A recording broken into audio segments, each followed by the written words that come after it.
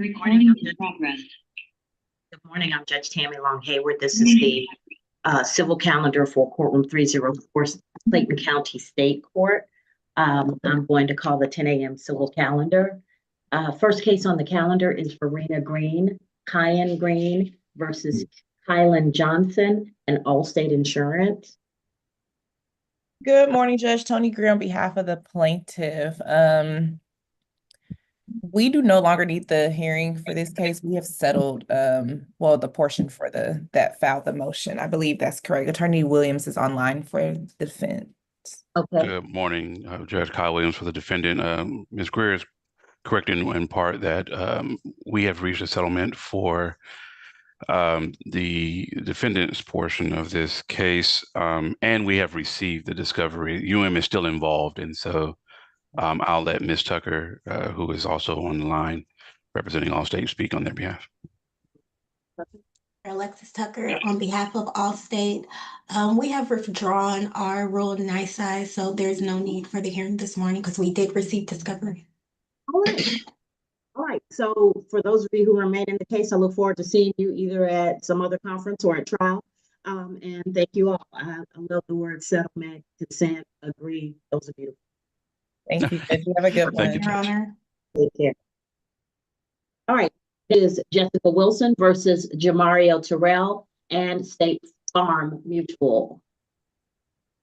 Your Honor, good ahead. morning, Your Honor. Abigail Moody for the plaintiff, Jessica Wilson, and we are on schedule for a summary judgment hearing this morning. All right. I see that the defendant is listed as pro se on my calendar, but is there anyone here for the defendant? Your Honor, Ryan Brightman here for State Farm. The named defendant has not made an appearance as far as I'm aware. Okay. All right. So this is the motion for summary judgment. Yes, and so we'll be ready to proceed on that. I would anticipate 5 minutes. All right, no problem. All right, let me go ahead and run through the rest of the calendar. Lisa Matthews versus Cerberus SFT Holdings, First Key Homes, Georgia, First Key Homes of Georgia, LLC. Then there's a second First Key Homes of Georgia, and then for FHK SFR, Proco. Ooh, that's a lot. All right, anybody here for any of those entities? Jordan Mahoney here, present on behalf of the defendants. All right. We have a motion for summary You're judgment. covering all of those people, all of those Correct. corporate people. Okay, That's right. thank you. That makes it easier. All right. And anyone here on behalf of the plaintiff? Okay. All right. So what I have is that the case was dismissed recently. Did you not get? Oh, sorry. Go ahead, Judge. I didn't mean No, to cut I you was off. going to ask you, had you not gotten that information, Mr. Mahoney? I had not gotten that information. I haven't had a dismissal come through on my end. Okay, Ms. Powell, I have that it was dismissed with prejudice on May 31st. Have you seen the actual document, the actual dismissal? Pulling that up now, Judge. I will send it over to you once my CPU8 comes back together. No problem. All right, yeah. So, Mr. Mahoney, that's what you're looking for if you want to check the, and this is Matthews versus Cerberus et al., right? 2021 CV 00549. So my note says it was dismissed, but I'm not infallible. So we'll look it up and make sure and determine whether that's actually, because I can't imagine that they wouldn't have sent you like an email or a phone call or a text that said, hey, we're not doing this anymore. Thanks, Your Honor. I do have, and I'm pulling up the actual document now. Again, things are running slower than I'd like, but I do reflect in the system that on 5/31, the case was dismissed without prejudice. With or without prejudice? Without prejudice. Oh. All right. Okay, and the document has just loaded, and it does say that appears now the plaintiff and directs the clerk of this court to mark the above civil action dismissed without prejudice against the defendants herein named, and to enter same upon the docket of the court. So everyone's good to go. All right, let's make Mr. Mahoney's life a little easier and shoot him a copy if you can. Do you have his Yes. email? Would you mind just dropping it in the chat to me, Mr. Mahoney? Sure. And that's much appreciated, Your Honor. No problem. All right, Jashin Un versus Avis Turner. Good morning, Your Honor. Daniel Moore on behalf of the plaintiff, Jasheen Un. Okay. This is a dispossessory matter. And as they're not here, we ask to strike the answer and ask for judgment. We have also moved for judgment on the pleadings, but I don't know if we need to go into that motion as they have not showed up for this hearing. All right, so dispossessory, is this a home or? It's a business, Your Honor. Okay. All right. And Alley Financial versus Christopher Hudson versus U.S. Department of Veteran Affairs. Michelle Barnes for the plaintiff. Okay. Crystal Hudson is pro se. Anybody here on behalf of the Garnishee Department of Veterans Affairs?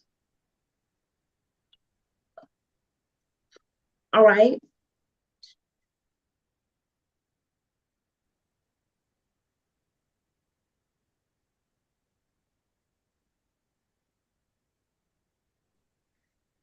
Velocity Investments versus Charmaine Page.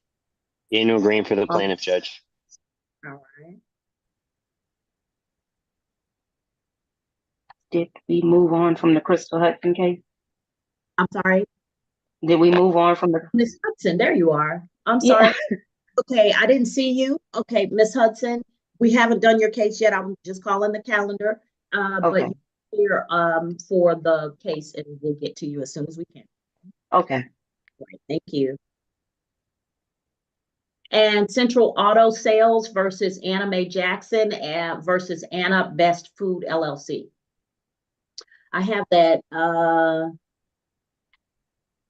the Miss Jackson and Best Foods pro se. Best Foods being an LLC would need representation, but Miss Jackson could represent herself. Is there anyone here on behalf of Central Auto Sales? Okay, last call for Central Auto Sales versus Anna Mae Jackson versus Anna Best Food LLC. And this was for continuing garnishment. So the motion for continuing garnishment has been dismissed for want of prosecution. Judge, who's the listed attorney for that case? I'm sorry. Capers, Alexandria Capers. I'm sorry, that's my case. I'm here for the plaintiff. I'm sorry.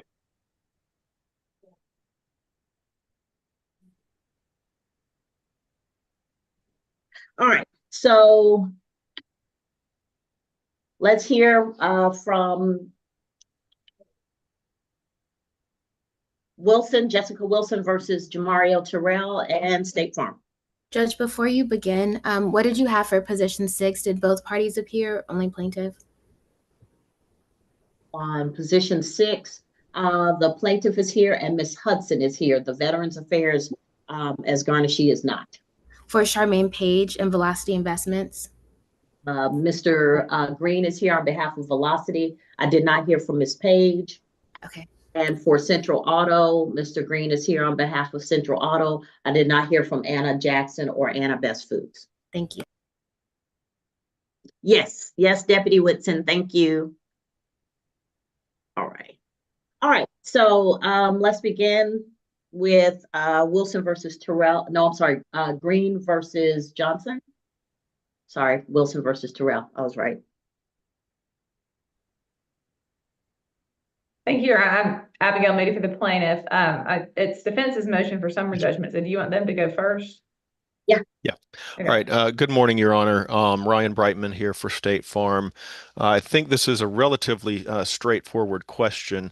Really, just one issue is in default. In dispute.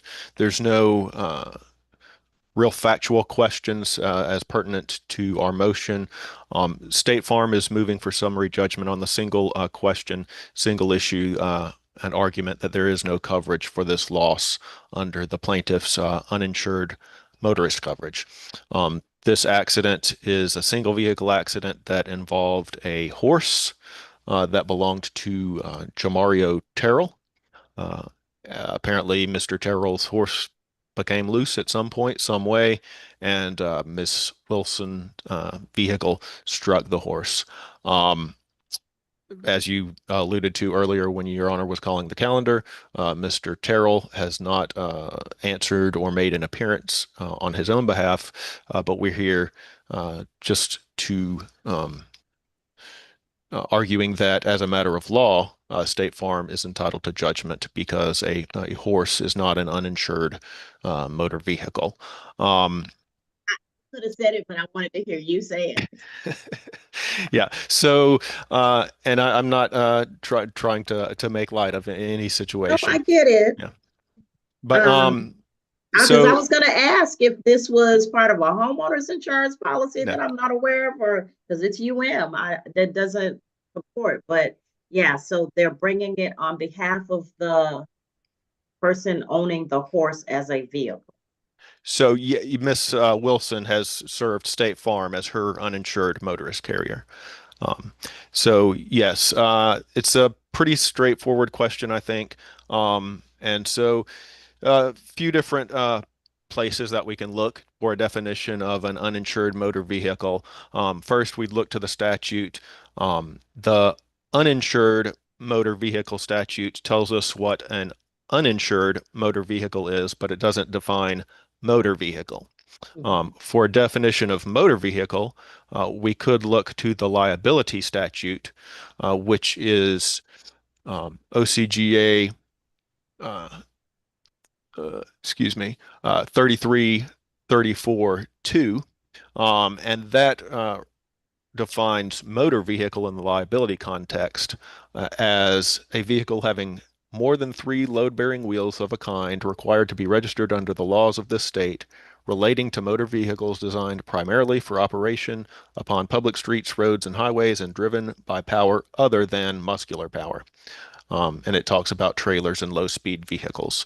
Now, there is case law that has, and we cited in our brief, and as did Miss Moody, that has held that the definition of motor vehicle that I just read you is broadened in the uninsured motorist context.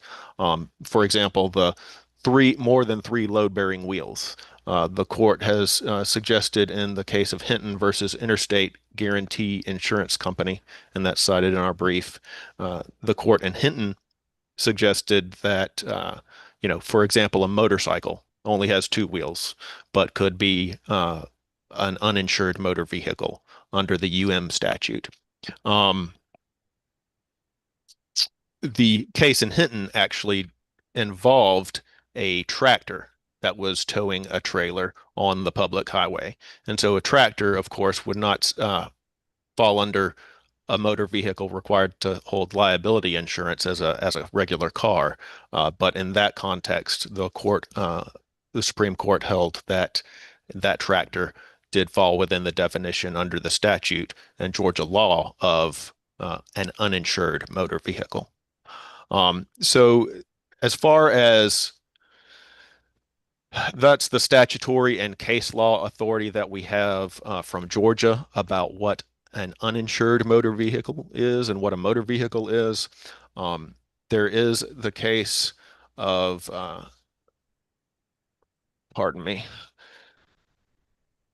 Georgia Farm Bureau Insurance versus Claxton, where the Court of Appeals was faced with a factual scenario after a parade. A couple of gentlemen were driving their mule-drawn carriage, and the Court of Appeals there found that the mule-drawn carriage was not an uninsured motor vehicle. And the only other case I could find on point with involving animals is another case would be persuasive authority from Kentucky that found also a horse-drawn carriage, whether it's a mule or a horse, was not an uninsured motor vehicle. I understand. Yeah. May I ask, there was only the horse, there was no structure attached to the horse, no vehicle, no trailer or anything. Yeah. Horse wasn't pulling anything. So in the case of the Farm Bureau case, the Court of No, I Appeal, meant in the present. in our case, no, Your Honor, it's just the horse. Okay. No trailer, no other structure attached to the horse. So yes, in the Court of Appeals case involving the trailer, part of the argument was about whether the carriage qualified as a trailer. But there was no such issue in our case. So I understand that the plaintiff in response argues that the UM statute is remedial in nature. The courts have held that it's to be interpreted in a way to protect the public. However, I'd argue that there still has to be the words still have to have a meaning. The commentator Jenkins and Miller, they have referred to UM coverage as insurance against lack of insurance.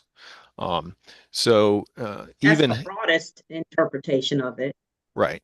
So here there's no law that would require it might have been a good idea.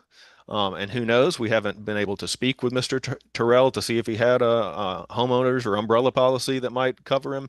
But there's no legal requirement that people hold liability insurance on their horses. So this isn't a situation where the UM coverage is essentially insurance against lack of insurance. All right, the closest, I guess, scenario that I could figure that happens commonly is if someone's car gets hit by a deer. Yeah. Yeah. Like, they come out of nowhere, it's an animal, they're definitely not insured, but there have been no cases where someone can claim from their policy coverage for that type of scenario, is there? No. So, and that's what I didn't want to again make light of the situation, but I'm not making light. It does. You wonder if we go down, if we accept that a horse in this case is a motor vehicle, then is a deer, is a cow, is a goat, is a dog, is a cat, is a squirrel. If somebody just sees the squirrel in the road and swerves into a tree, is that that squirrel an uninsured motor vehicle at that point? So in the response, the plaintiffs argue again for the remedial nature and protection of the public for the UM statute. They argue that the horse was could be used like a vehicle. Mr. Terrell apparently may have ridden his horse to a restaurant that evening and tied it up. Not well, apparently, but tied it up. So the language that the plaintiffs focus on in Hinton is that an uninsured motor vehicle is a motor vehicle that is not designed primarily for use on the public roads and are not required to have liability insurance, but which, at the time of the accident, are being operated on the public roads like a vehicle designed primarily for that purpose. So even if we go with that definition from Hinton and accept the remedial purpose, the entire reason that there was an accident here is because the horse was not being operated, at the time of the accident. That's the part of the Hinton language that the plaintiff leaves out or doesn't recognize in their argument.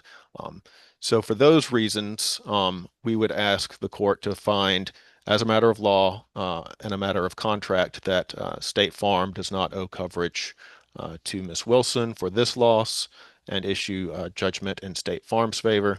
Also included, I did not go into the policy language definitions, but the policy language definitions as well, I'm sure Your Honor can imagine, are do not include animals and horses in the definition of cars or motor vehicles or uninsured motor vehicles. And all that has been included and attached as a certified copy of the policy to the brief.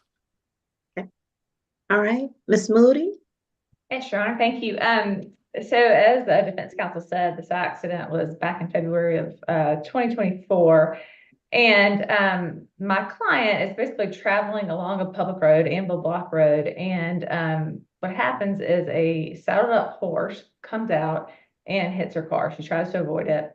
And as defense counsel also pointed out, we don't know a ton about the circumstances. We know from the accident report, and then the defendant is in default. And so, of course, the allegations in the complaint are considered true. But what we have gathered is the defendant rode this horse up to a place called Aquatic Blue, which is a restaurant bar, from what I can tell, tied the horse up outside.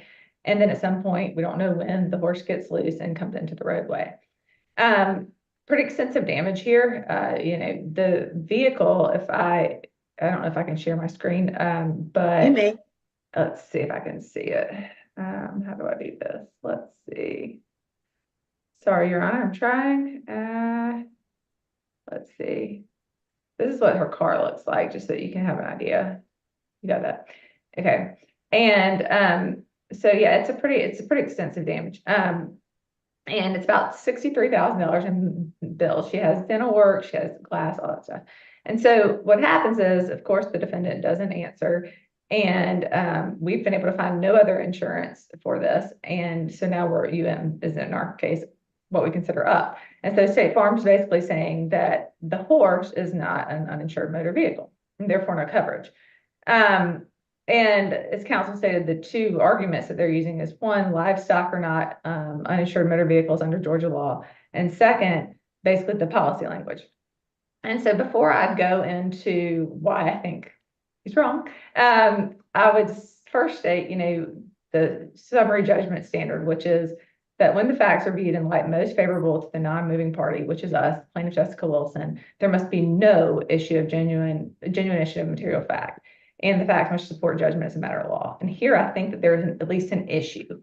Now, what that issue is, but it has to be no issue to grant summary judgment. Ms. Moody, if you can't articulate an issue, then how am I to assume that one exists? So here's where I am.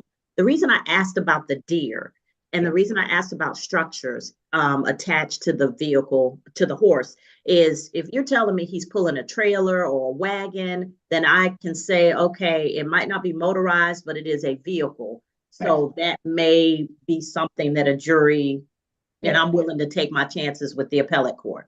Not that I'm scared of them or anything, but at that point it's worth it.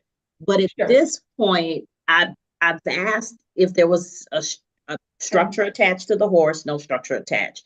So I've asked about a deer, like if a deer comes out, it's not owned by anyone. If it hits your car, it can do the same amount of damage to personal and property to personal injury, but there's no way to sue a carrier for that. Yes, Your Honor. And so what I would argue in defense of this, what I would articulate is this. So first of all, the as I said, is supposed to be remedial in nature, right? And in that case of Hinton that he's talking about, there's two prongs that they get. They say there's at least two prongs that have to be included as what is a motor vehicle. And the court clearly says at least two. So they don't say exactly what those are, right? But the second prong, which is the one that, I keep on harping on, is the one that says that motor vehicles have to be included, motor vehicles that are not designed primarily for use on public roads and are not required to have liability insurance. And then, which at the time of the accident are being operated on public roads like a vehicle designed primarily for that purpose. Which I would assume would be a dirt bike or an ATV. Well, so I would say operated for that purpose. Okay. So when we say that someone took the vehicle, took the horse, saddled it up, and took it just as you would a vehicle to a public place to have dinner, that is using it as a vehicle. I also have one other thing to show you, Your Honor. from the, so I can try to share it again. From the, if you see, hang on, I'm sorry, I'm trying to do it. Share screen. Why is it not going? Let me see, I'm sorry. Here we go. This is where Your Honor, this is where the aquatic blue is. And this is somewhere around Boulder Crest is what we have the address for the defendant. We don't know how he got there, but clearly to get there, you have to cross some sort of a public roadway. So is it being operated in a public roadway? Yes. I mean, I would argue that yes, there's at least a genuine issue that it could be considered a vehicle in this. It's literally a vehicle transporting him into the lounge. So, I mean, that's how it's being operated. It's different than a random deer coming out, because a deer isn't that's just a random deer that's coming out into roadway, or cow. This is something that is being used as a transportation in this case. Like the horse was taken as a vehicle to take the person as a car would to this restaurant. And so I would say that, that can fall, there's at least an issue that falls within the second prong. And then I would say in that Hinton case, again, the court articulates that at least those two categories. So even if you didn't think that matters, the court says at least. So I would say, again, that there's a genuine issue there. And then for the contractual part of it, I think that the contractual part is not as clear as Mr. Brightman makes it sound. It's clear that the uninsured motor vehicle in the policy, which we have as well, is defined as a land motor vehicle. But that term in the policy is not articulated. So hang on one second. So what is articulated in the contract is the term car, which is in one place. It's on page 4 of that policy, where it talks about the 4 or more wheels. And what Mr. Brightman wants you to do is use the term car in the term of basically transport that into the uninsured motorist definition, but that isn't there. In the uninsured motorist definition, which is, I can share that as well.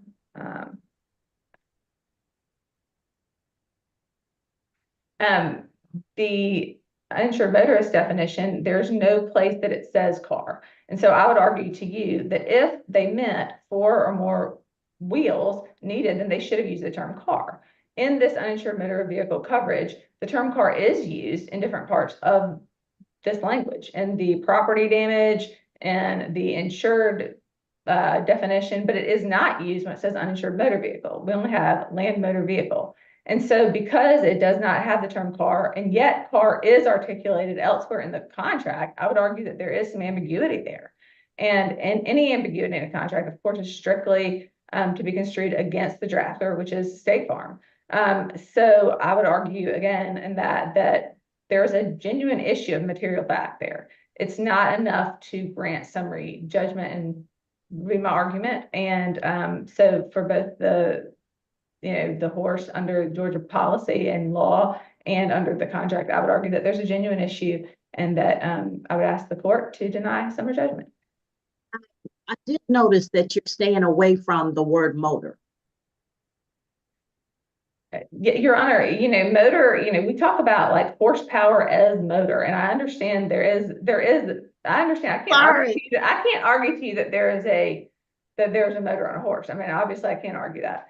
But what I can say is that, it's being used as a vehicle in the sense.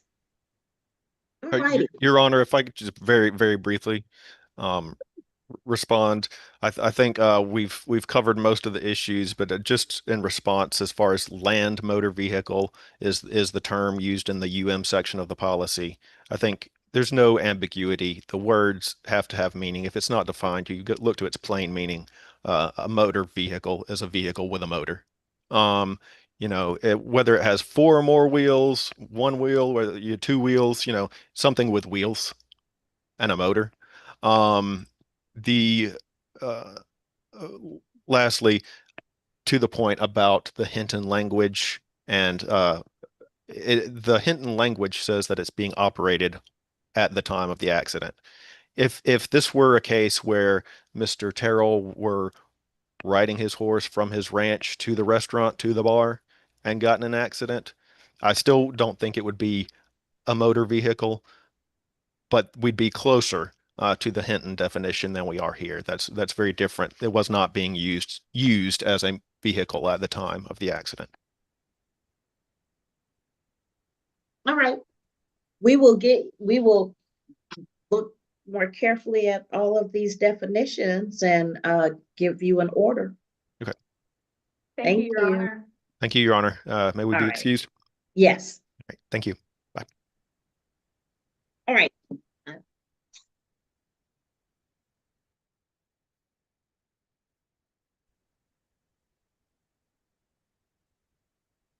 The dispossessory Unv Turner. Is everybody ready on that? Yes, Your Honor. I guess we would move to strike the answer that was filed in this matter as, but this is a dispossessory of a business. I have the property manager with me today. Would you want the whole spiel, or can I just give you the arrearage and present the order, or what would Your Honor prefer? Okay, so let me call one more time because I missed Miss Hudson on the other one, so I want to make sure I don't have Miss Turner on here and I don't know it. So Avis Turner or Avis Turner? All right. All right, so you have your witness here. Yes, Your Honor. Is this Ms. Peterson? Yes, sir. Raise your right hand for Actually, me. it's Miss Boyle, I believe. Oh, I'm sorry. I see Haley Peterson. Maybe she could explain. My maiden last name. All right. Raise your right hand for me. Do you solemnly swear or affirm any testimony you give in this matter will be true? Yes. All right. You can put your hand down. Mr. Moore, your witness. So, Ms. Boyle, can you please tell me where you are currently employed? The shopping center group. And what is your relationship to the plaintiff? I am the property manager that represents this shopping center for the plaintiff. Gotcha. And do you handle the and what does that entail? It entails managing the client-tenant relationship, financials, collections of rents, going through that legal process if they don't pay, if they do pay, handling the property overall. And you're the custodian of the plaintiff's business records regarding delinquent tenants' accounts? Correct. Okay, and the defendant in this case is a tenant of the plaintiff, correct? Yes. Okay, and per the lease agreement, they were required to pay rent to the plaintiff? Correct. And they have not paid rent to the plaintiff, correct? Correct. And plaintiff has made a demand for possession to the defendant? Yes. Okay. And according to the business records of the plaintiff, can you tell me what the total arrearage or delinquency amount is today? As of today, it is $17,602.80. Okay. And is that all you were asking for today? Yes.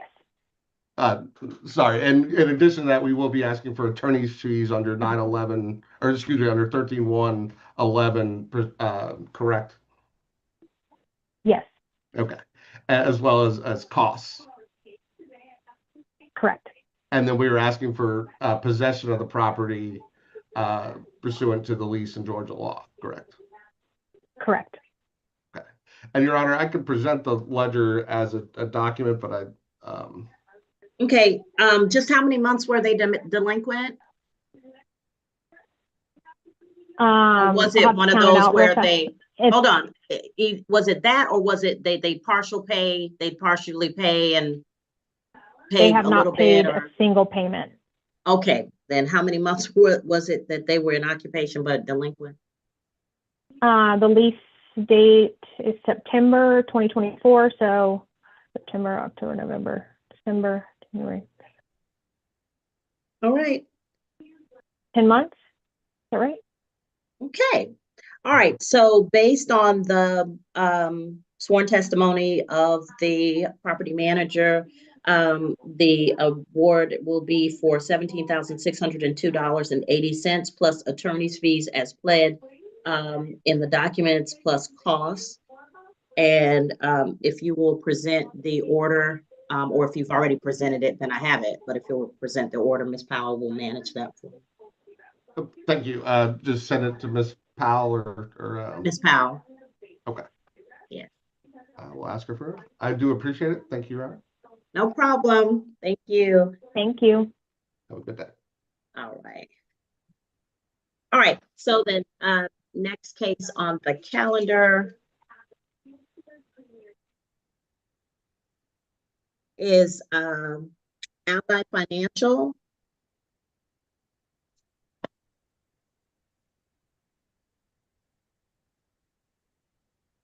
Good morning, Your Honor. Good morning. So this is Ally Financial, Crystal Hudson, and the U.S. Department of Veterans Affairs. Good morning. Good morning. So, Ms. Barnes, you're on here on behalf of Ally Financial, correct? Yes, Your Honor. All right. Let me know what's going on. This is a defendant's claim. So if the Okay. defendant would like. Ms. Hudson?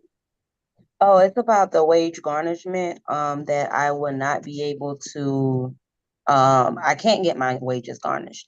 And this Okay. is, I'm the co-borrower of this Hold account.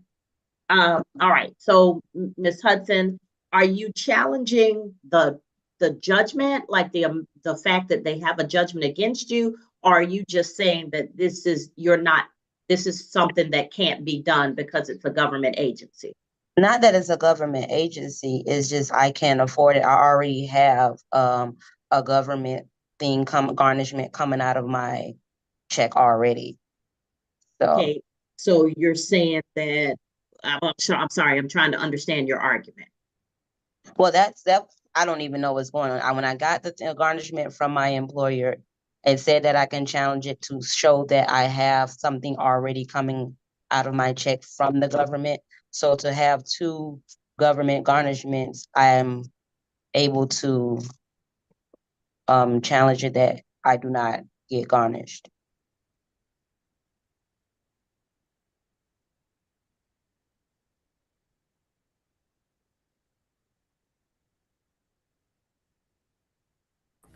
It's attached to her federal thrift savings plan, Judge. It looks like there was a loan that she used her federal employee thrift saving plan for, and she's on like a 5-year payback plan through her paycheck, I think is what it looks like.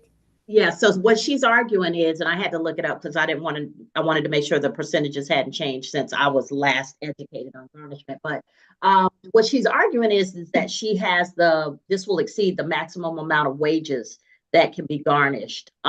So federal law limits garnishments to 25% of disposable income, or the amount by which disposable income exceeds 30 times the federal minimum wage, whichever is less.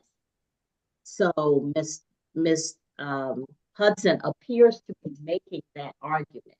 So Miss Hudson, what is your your gross amount that you make per month? Per month, I think the gross would be about my take home was like $1,000, my take home for gross. No, your gross would be what you're paid before they take anything out. Your net, or what you take home. So Okay. after they take everything out, what would your net be? But I'm asking what your gross is. What is the amount that, huh? 2,100. 2,100. Your Honor, if you don't mind, Yes, ma'am. it's say the garnishee has filed an answer with the court, and you should see that per pay period, the gross is $2,422.48. Okay.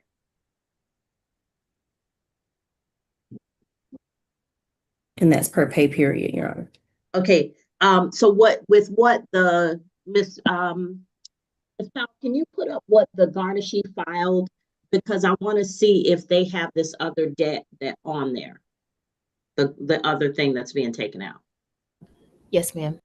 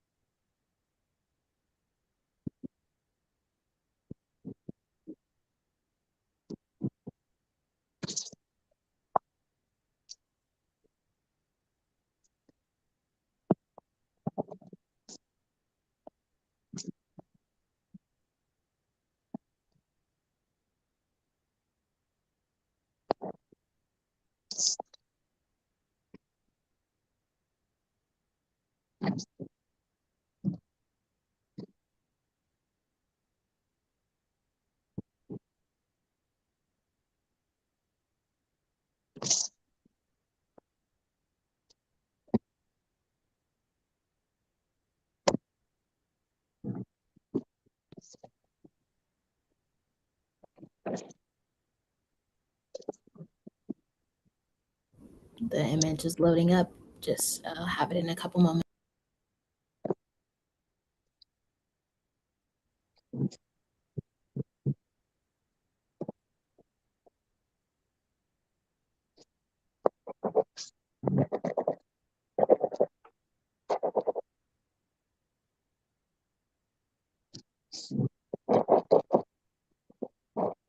Okay. So also, as I understand it, I'm not sure if this is cumulative, meaning if you're paying another debt, that another judgment can come in. Like I'm not sure if we're talking about an individual debt, debt, in an individual judgment can't be more than 25% versus cumulative judgments, meaning if you already have some money coming out, then can a new creditor come in and take out money that exceeds the 25%, but it's not 25% based on what they're bringing in. It would be 25% cumulatively. So that would be an issue also.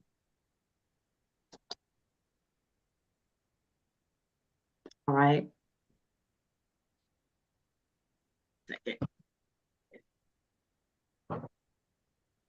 Okay, so this is the promissory note. What I was looking for is if she has anything from her employer saying what's being taken out.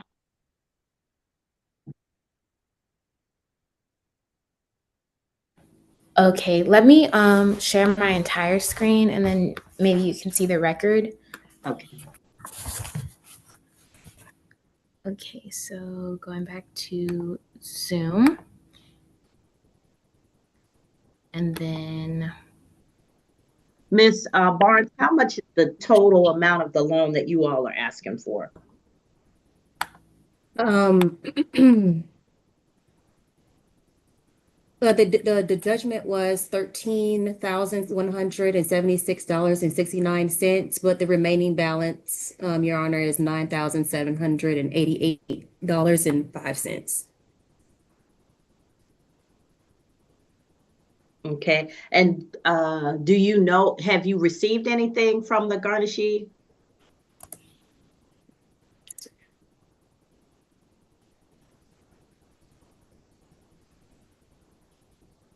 Okay. Yeah, it looks like we've received some funds. Second. No, we have not yet, Your Honor. We've Okay, so nothing's been received? No, Your Honor. All right. Two And deductions was taken out of the last two pay periods.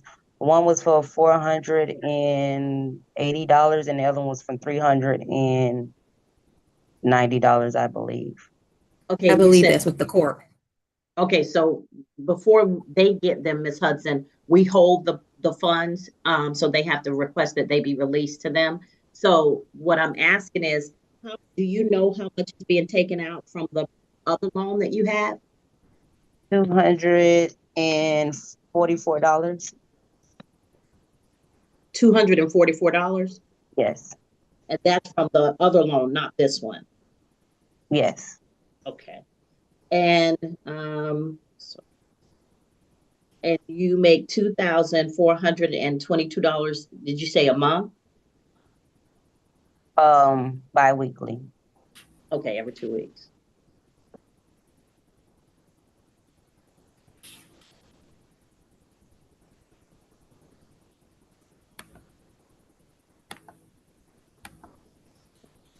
Do you want me to keep sharing my screen, Judge, or are you getting the information that you need?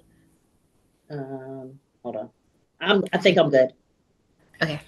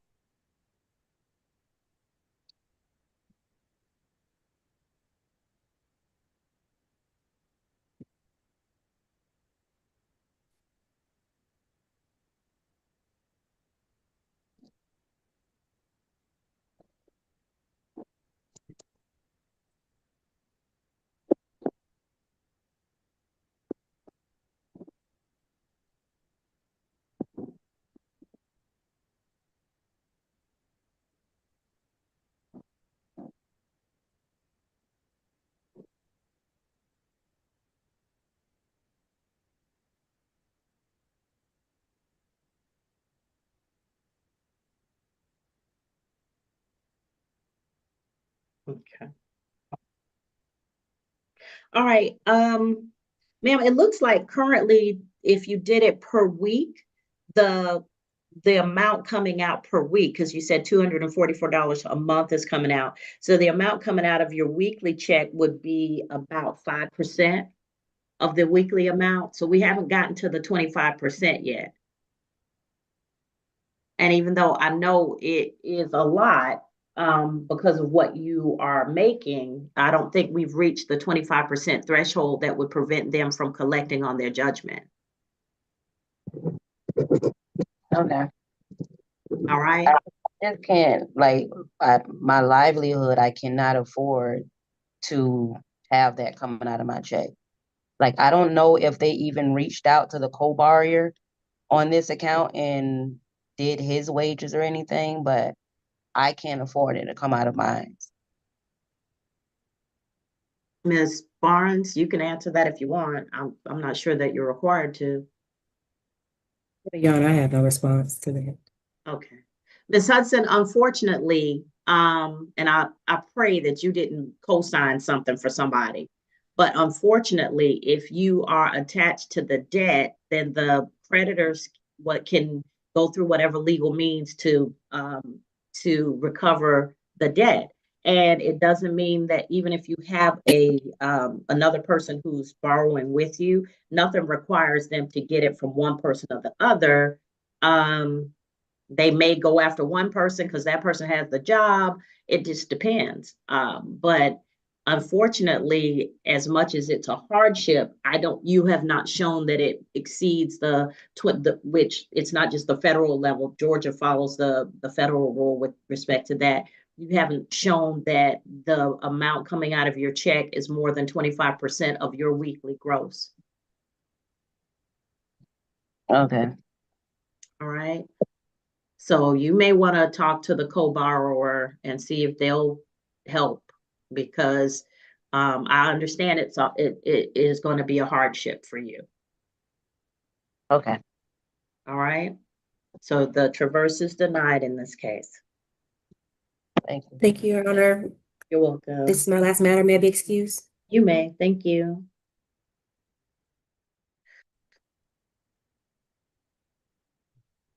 All right. So the next case on the calendar is Velocity versus Page.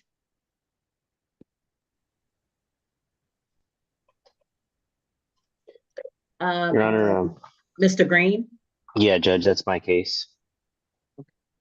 All right, so Velocity Investments versus Charmaine Page. When was Ms. Page served? Judge, she's filed an answer in the case, and this case was dismissed, but I filed a motion to vacate the dismissal. And so we're back on. We would, if she's not here, we would seek a judgment in the amount of $1,989. Okay, how are you seeking a judgment for a case that was dismissed? So You this is the vacated the motion dismissal, to Judge. I'm sorry? You, by your order, I'm looking at your order. You already vacated the dismissal. Okay. Is this the one where neither party showed up? I believe back in March 7th, neither party showed up. I filed a motion to vacate the dismissal. According to your order setting the hearing, you vacated that dismissal. All right, let me go back. The defendant might have appeared the first time, Judge, but it was the attorney had a scheduling issue that happened, and we vacated the dismissal.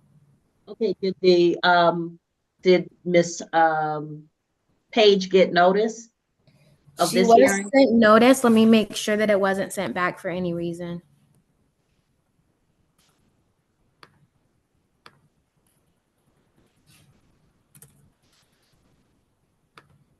Zero 1193.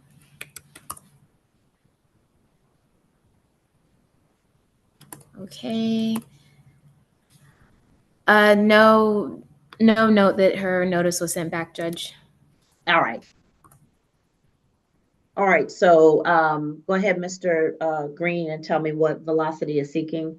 Yeah, Judge, we're just seeking a judgment for the principal amount of $1,989.99 and $269 in court costs. Okay, and this is on a loan, personal loan? It's a credit card, Judge. It was a credit card with Mercury originally.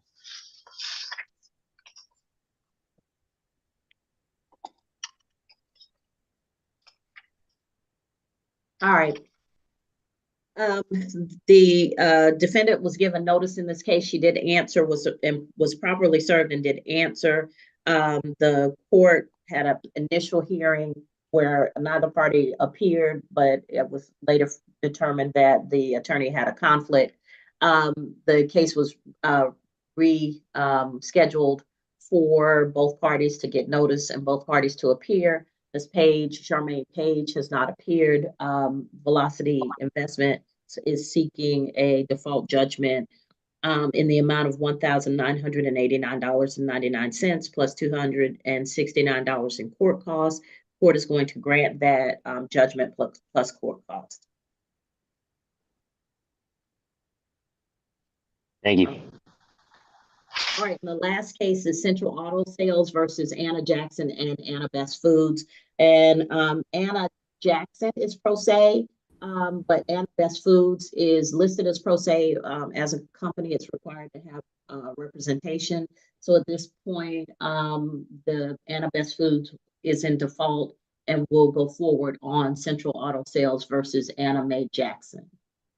Judge, could you kindly give me the case number for that one real quick? 2025CV00350.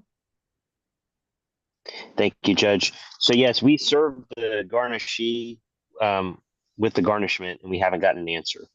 So we would move for default against the garnishee, and we can either prepare a motion to that effect, or I believe we may have already filed a motion. So we're just asking that that order be granted. All right. So you have a judgment against Anna Mae Jackson. The company, Anna Best Food, is the garnishee. They were given notice to appear, did not appear. They're not represented by an attorney, and they haven't filed anything in response to the garnishment. Is that correct? That's so correct, this Judge. was on the docket because the defendant, it looked like the defendant filed a claim into the into the docket. But also her defendant claims form was blank. So if we're not hearing the defendant's claim form because defendant did not appear, it didn't look to me like there was anything else that was ripe for this case for adjudication. Yeah, okay, so Judge, yes. So if the defendant is not here, I just ask that her claim be dismissed for want of prosecution. Mr. Green, is this actually your case? It is, Judge. I'm trying to text back with our office, and they're saying they didn't get notice of it, so I'm saving it for them. Okay.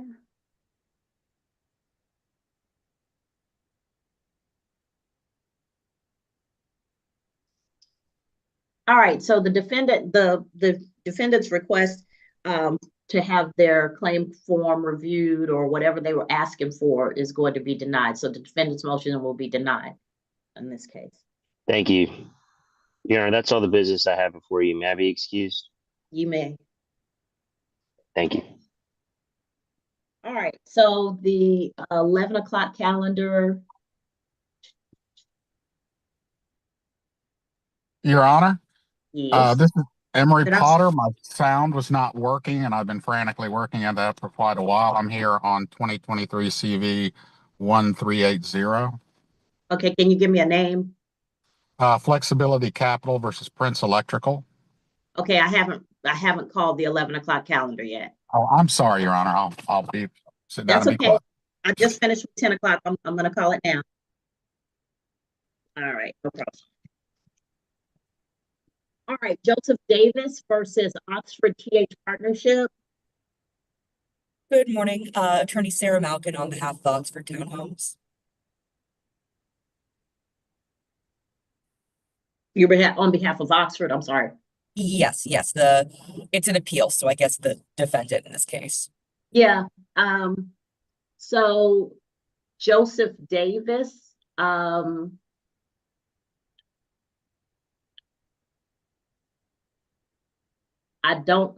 Mr. Davis, Joseph Davis, I've called him a couple of times.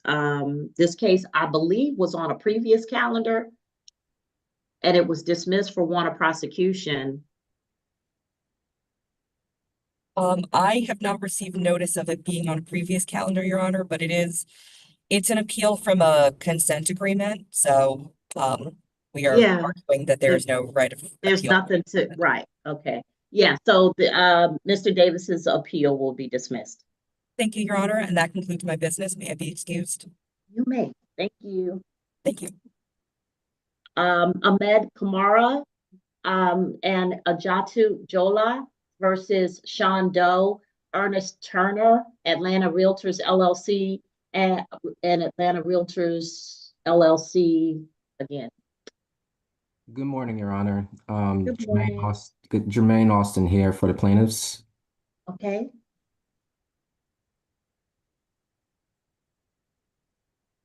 Anyone here on behalf of defendants Atlanta Realtors or Ernest Turner?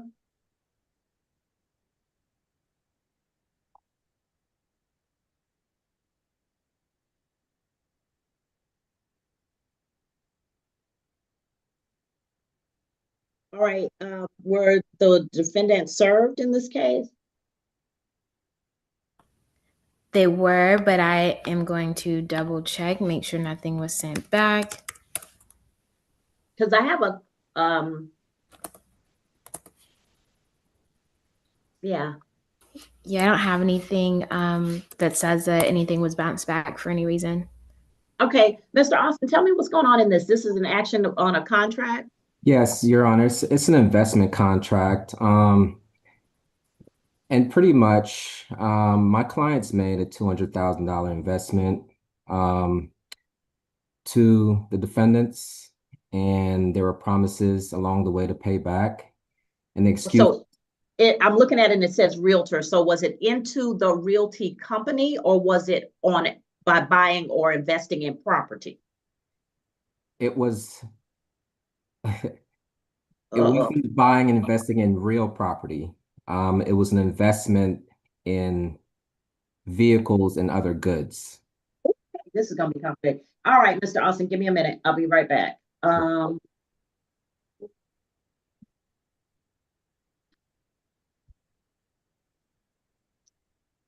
Okay, now my iPad is going goofy. Hold on.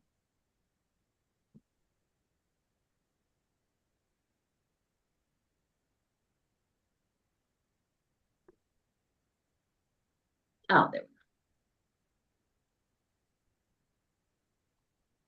All right, next is LVNV Funding LLC versus Wendy Powell.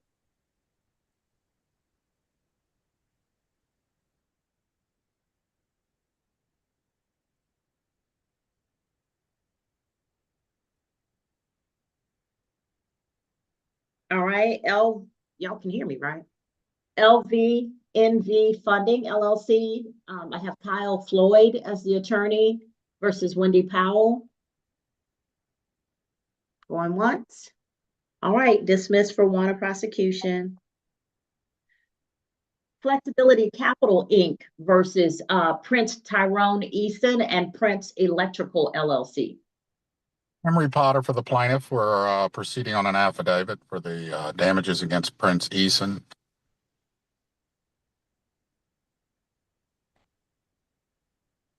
All right, anyone here on behalf of defendant Prince Tyrone Easton Jr.? All right. Next is Betty. I'm sorry, Judge Hayward. Yes. I'm sorry, I touched the wrong button and I disconnected from you. I'm Wendy Powell. Can you hear me? I hear you just fine. Okay, I'm here. I'm sorry.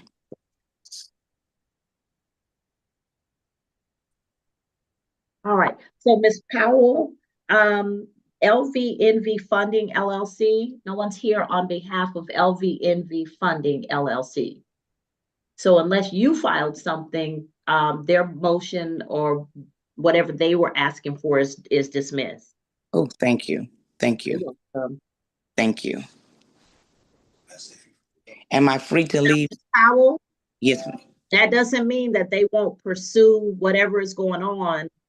So it might be your best interest to try and talk to them and see if, whatever y'all can work out so that this doesn't come back through the courts. It's always better if you can work something out that accords with your ability to pay, yes, as opposed to me giving a judgment and them, kind of having the upper hand with respect to how they collect.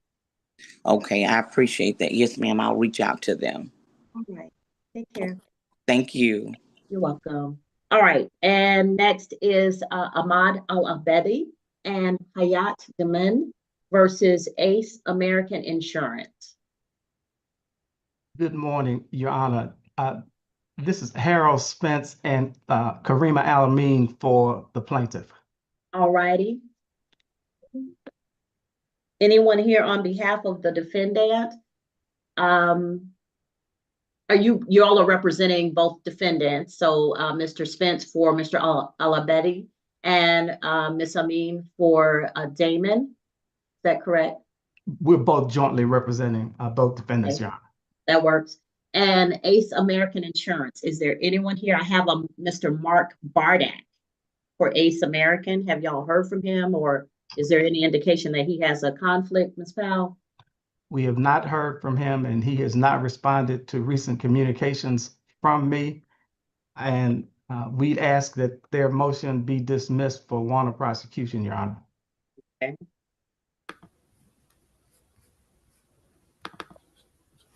All right. I'm looking to Judge. Do you mind calling out the case number to me, please? Sure, no problem. It is shoot, hit the wrong. It is 2021 CV 00245. Okay. I don't have anything in my Okay. email about it. And also, oh, sorry, no, that I checked one place, but then checking another place. Today's date is the 4th of June. Yes. I don't see any conflicts in the system. All right. So their motion will be dismissed for want of prosecution. And Your Honor. And the plaintiffs did not have anything pending. Is that correct? We simply asked for attorney's fees because we regarded this motion as frivolous because the court had previously considered a motion making a similar legal argument. In filing this new motion, the defendants advanced no new case law, advanced no new legal analysis. They didn't try to refute in any way any of the court's legal findings from the previous order. You'd expect that if they thought that you were wrong, they would have tried to have pointed that out. Not a single word in their filing was devoted to trying to establish that you were wrong, that you misapplied the law, that you misinterpreted the law. And we think it was a totally frivolous filing, Your Honor. It shouldn't have been filed, and we shouldn't have had to have responded to this. This is the one where they have multiple filings, where we have multiple filings, I think. Yes, Your Honor. We have a case pending in Gwinnett County against the trucking company and the truck driver. All right.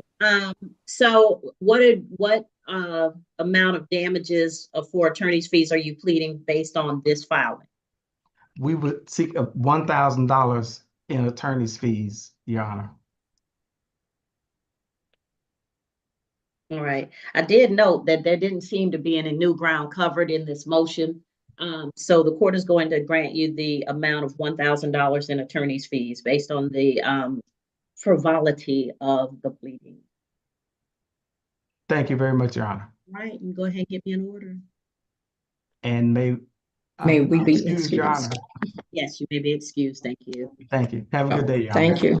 Thank you. Thank you. All right. And next on the calendar is Discover Bank versus Coleman. Discover Bank versus Sherry Coleman. Good morning, Your Honor. Mia Waters here for the plaintiff. All right. Ms. Coleman, did she ever answer? No, we did not get a response to our motion for summary judgment. All right. And I will be back to you in a moment. Thank you. Sedarius Whidbey versus Derek Marshall, Grange Indemnity Insurance, Doe's 1 through 5, ABC Corporations 1 through 5, Stop and Go Loading and Unloading versus AICA Orthopedics. Okay, this motion was withdrawn and excused. All right. Fazito Chancey versus Cedric Hudson and Property Rental Company. Good morning, Your Honor. Josh Samuels for the plaintiff. Good morning. And I thought I saw a Cedric Hudson. Yes, ma'am, I'm here. All right, Mr. Hudson, is anyone representing your property rental company? I have no clue.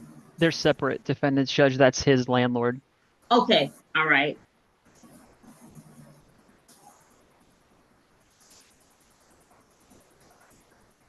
But they are also in default and no one's appeared for them.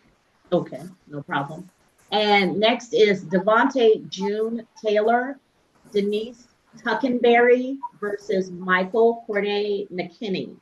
Good morning, Your Honor. Good morning. We're both here. All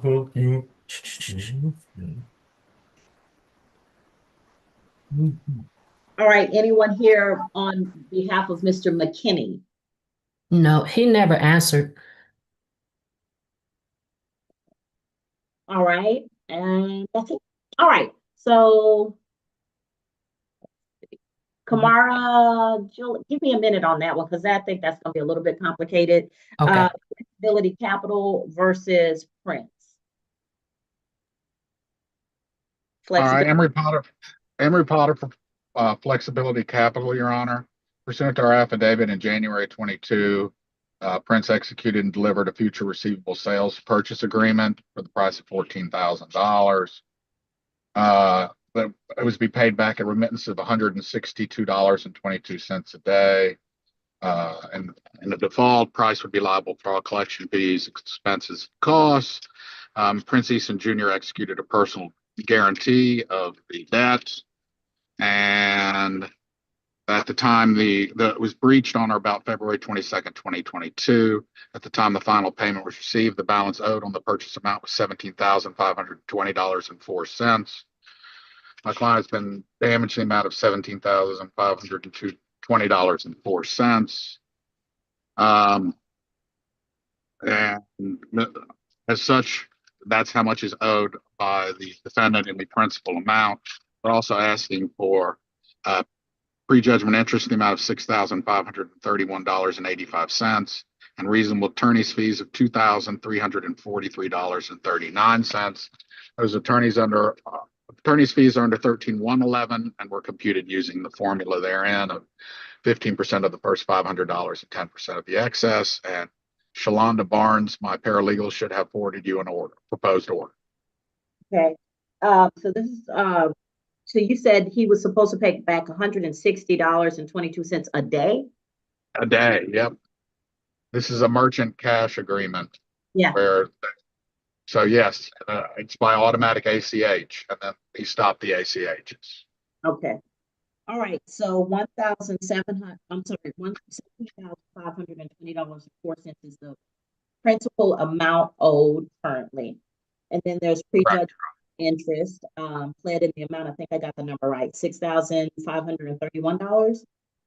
Yes, and 85 cents. And 85 cents. And then attorney's fees, $2,341.39. Did I get that right? $43.39. Yeah. I'm sorry, I was writing really fast. I'm sorry, I talked too fast, Your Honor. That's okay. All right. So, and did you have any other amounts that I may have missed? No, Your Honor, that's the only amounts being sold. All right. So we probably already have your order. We'll go ahead and get that signed. If we don't, we'll send you an email and we'll get one. Okay. I appreciate it, Your Honor. May I be excused? Okay, sir. Thank you. Have a great day. Thank you. Reminder never to sign one of those merchant agreements. Woo. All right. Next is Discover versus Coleman. Good morning, Your Honor. Good morning. So this is a motion for summary judgment. On December 6, 2020, the defendant opened a credit card, and she made use of this card over a number of years. She made payments on this card over a number of years. And on or about August 31st, 2022, she made her last payment of $134. And as of now, she has not made another payment since then. So we are now showing an amount due of $7,014.86 plus court costs of $336.66 for a total of $7,351.52. All right. And those are all the amounts pled? Yes, ma'am. Okay. So the court finding that Ms. Coleman is in default, and the evidence presented shows that she did actually open the account, use the account, make payments on the account, but after the point where she stopped making payments, she became in debt in the amount of $7,014.86, plus $336 in court cost and $36.66 in court cost to bring this action. So the court will grant the amount of $7,351.52. Thank you, Your Honor. And I do believe that the proposed order is included with our motion. Yes, ma'am. All right. And that is all of my business for today. May I be excused? You may. Unless you, I Your Honor. missed it, I don't see the proposed order with the motion. Do you mind just emailing it to me and I'll chat you my email? Yes, that'll work. Thank you. All right.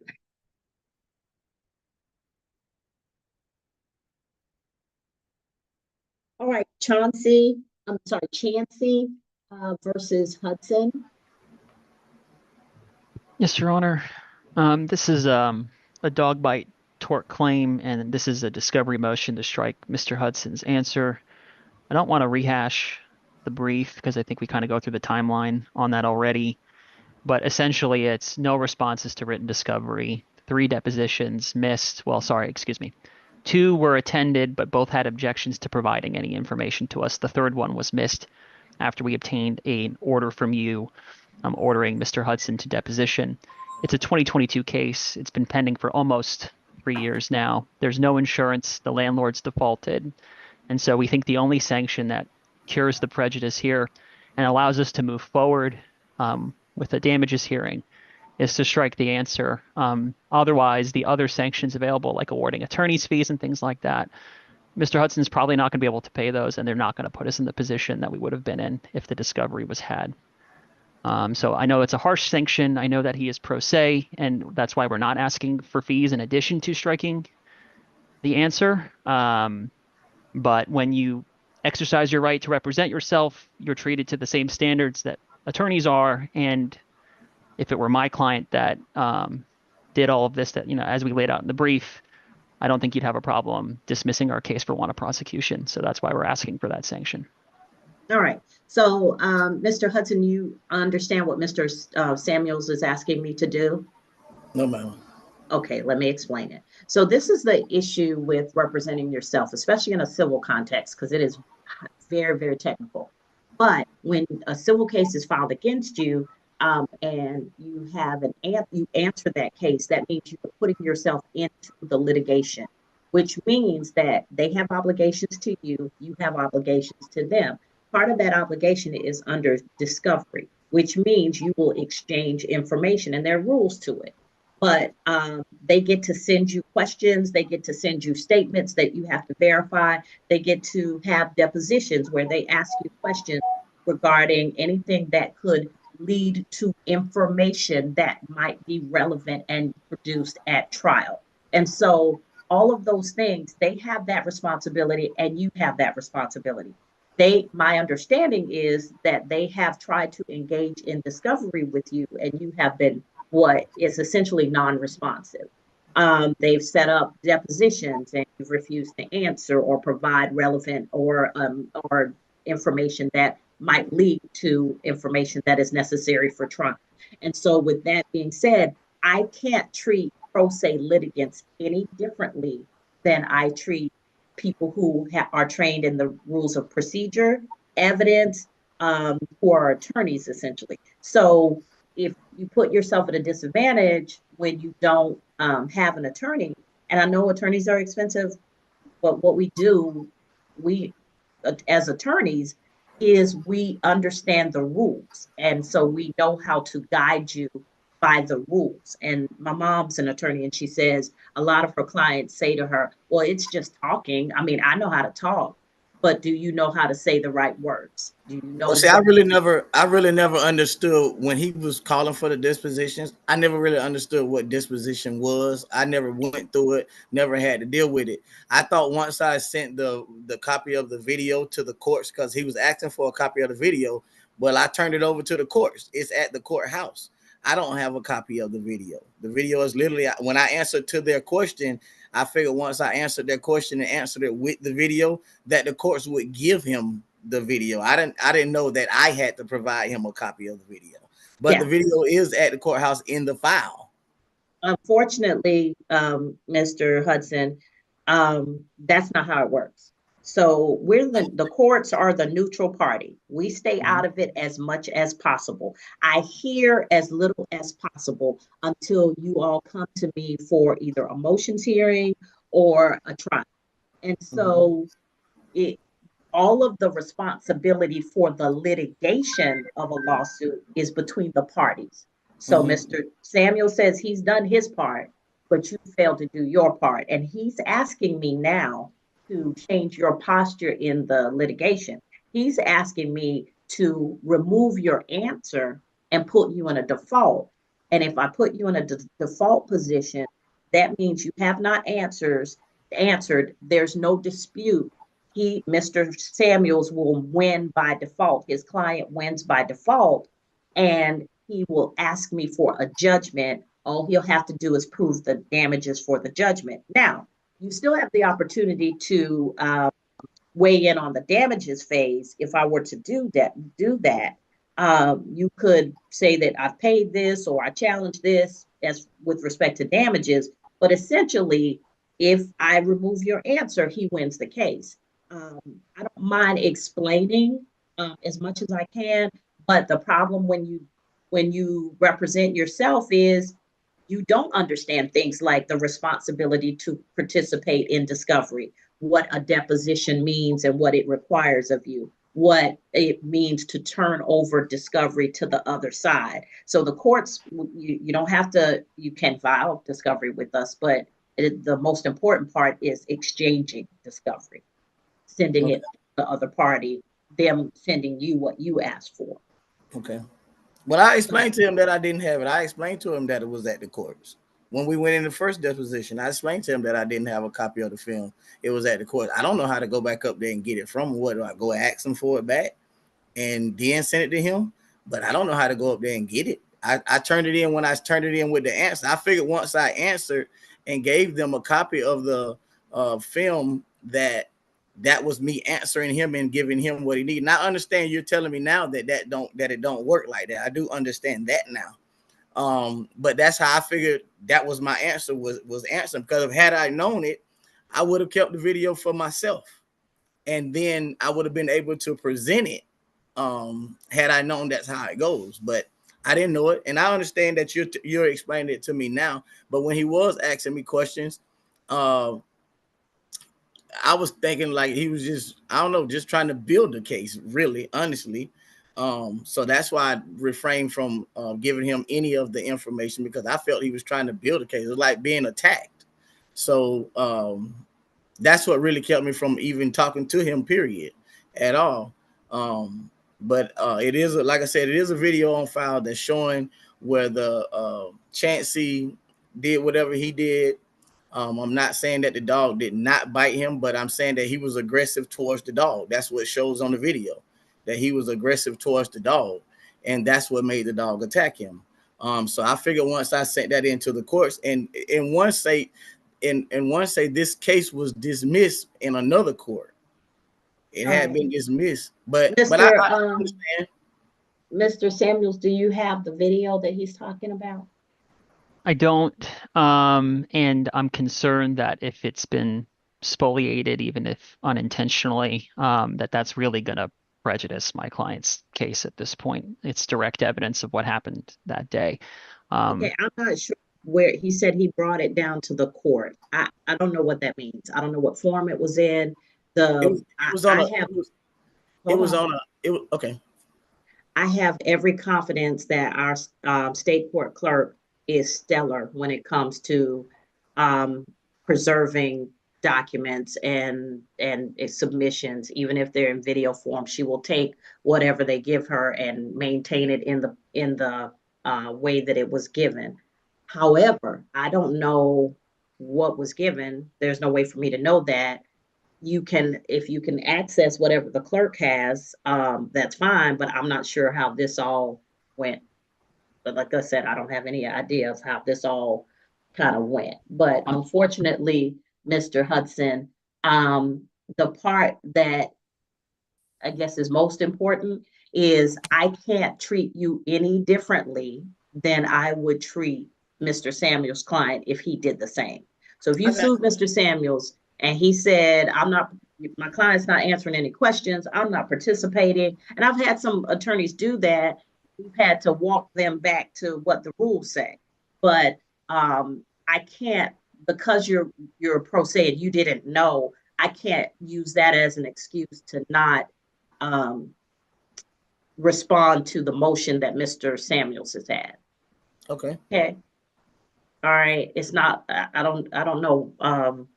It's hard, I know, because what people see on TV about how cases go, what they understand from the barbershop. My husband and I joke all the time about barbershop law versus actually law. And at some point, we're going to talk about that. I may do a podcast when I retire, because what they tell you in the barbershop or wherever you get information about how a case goes, it is so different from the way a case actually goes. And so, yes, Mr. Samuels was attempting to get information for his case, but you have the same right to get information to defend your case. And you got to know how to do that. So at this point, Mr. Samuels, I'll go ahead and grant your motion.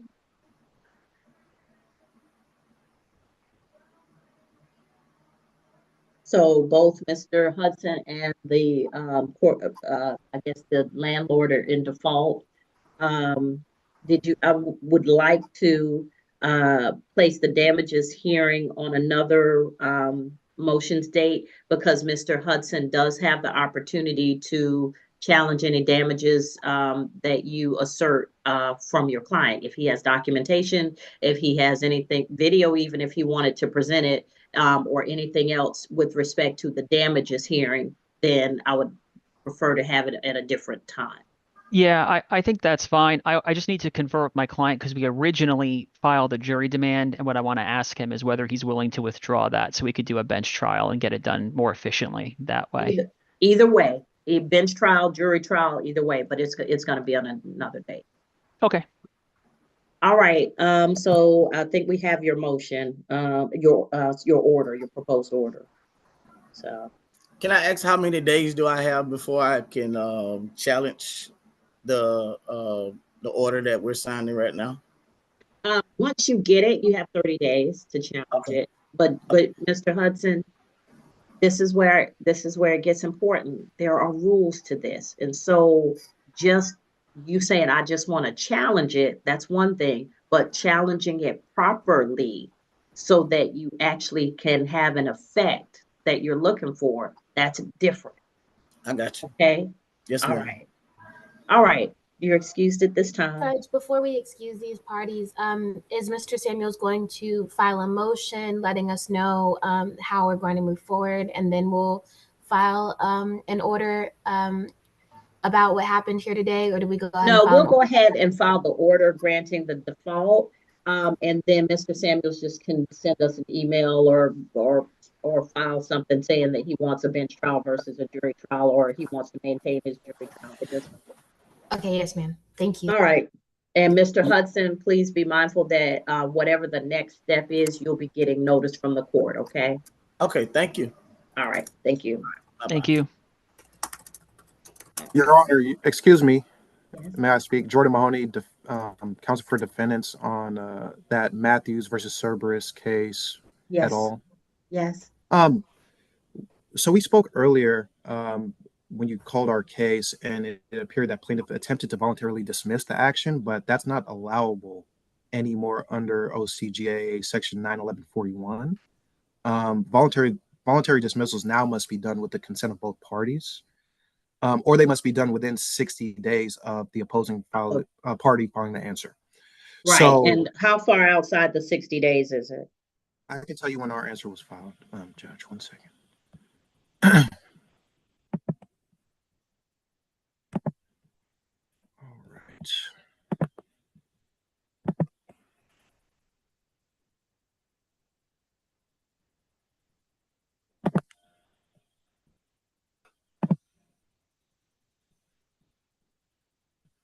All right, while you do that, let me. Oh, sorry. Go ahead. Go ahead, Judge. I was just gonna, because I'm in the middle of the 11 o'clock calendar. I have, I think, 2 more cases to do. My apologies, Judge. Our answer was filed January 10th, 2023. Mm-hmm.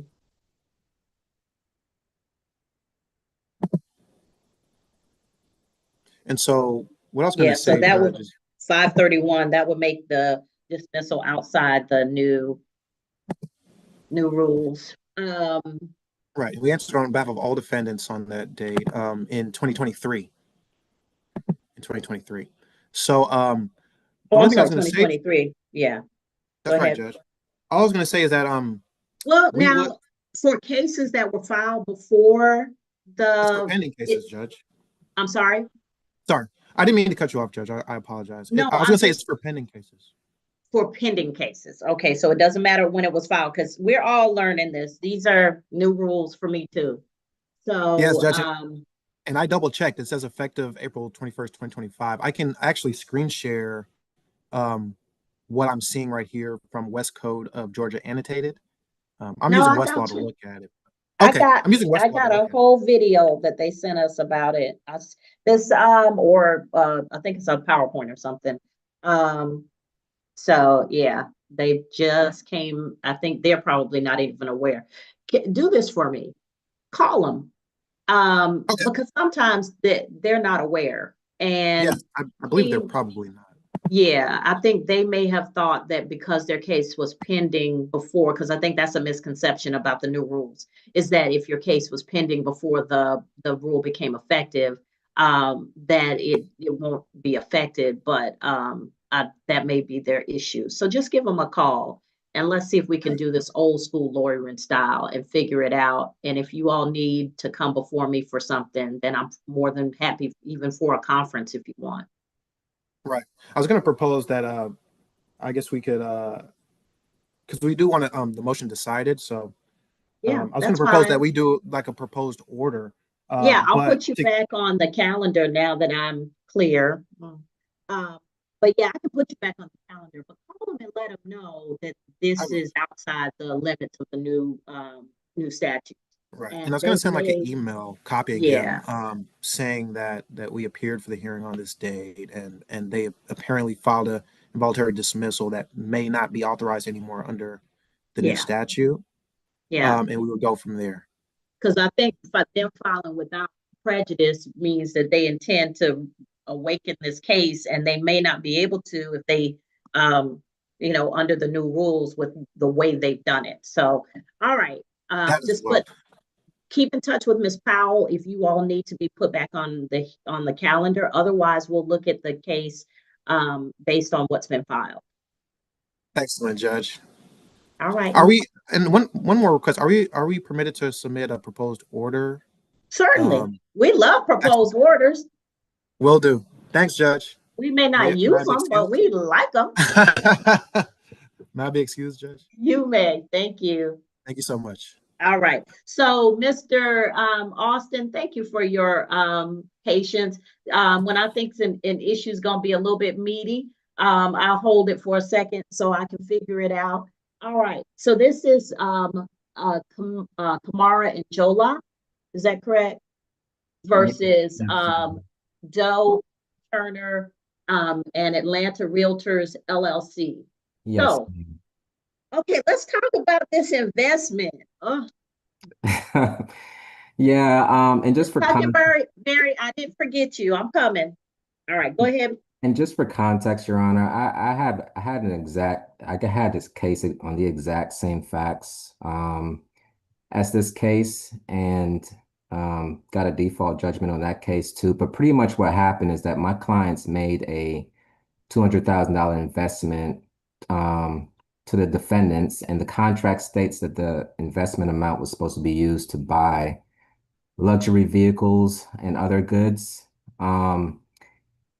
The defendants paid my clients the investment amount. They were supposed to get back $12,000 a month starting on December 1st, I believe, 2012. And they started paying. They paid December, January, and February, and then they just stopped paying. And okay, so, all right, let me ask you this. sure. What business generates $12,000 a month in return? I do not know. I mean, if it's not Bolivian marching powder, Mr. Austin, what business? I did not get into the weeds of that. I didn't ask questions about what business. So I just, I was presented with a breach of contract claim. I determined that it was breach of contract and Okay, so they were supposed to get a return of $12,000 per month. correct. And they paid for how many months? December, January, and February of 2013. All right. And was there any reason given for the alleged breach? Just that the investment opportunity that they had didn't make the money that they thought it would. And so that's why they stopped paying. Okay, and when you say luxury vehicles and other goods, were the plaintiffs did they have any responsibility to I guess approve the other luxury goods, or was it contingent upon their action other than putting $200,000 into the hands of Atlanta Realty? Sure. Just putting the $200,000 up as an investment. The contract is pretty plain. It simply just says $200,000 investment, return of 6% each month starting on December 1st, 2012. And the parties can terminate the agreement or ask for their money back anytime within 30 days. And that's basically all it says. And it gives the reason for the investment to buy vehicles and other goods. And that's the extent of the contract, which tells me an attorney probably didn't draft this Oh, agreement. I'm clear, Mr. Austin, that nobody who's got our training drafted that. Right. So in the four corners of the contract, Yes, Your Honor. the offer was, we're going to give you this amazing return in exchange for $200,000, the acceptance. The money was paid. The contract was breached because one version of the contract, the one provision of the contract is that the return is to be paid at the rate of $12,000 per month until when? Until the parties terminate the agreement. So this is an indefinite provision. Like the provision is, the contract is automatically renewable until death ad infinitum. Correct. Yep, it's bare bones, just like that. If you see the document, the only termination provision is the parties can terminate within 30 days, and that's the only termination provision within yeah, share screen for me. You got it? Sure. I just had a case recently where this gentleman allegedly contracted for repairs to his home, but the repairman didn't do what he asked and he kept paying. And so it was like a constant reformation, and there never was a meeting of the minds.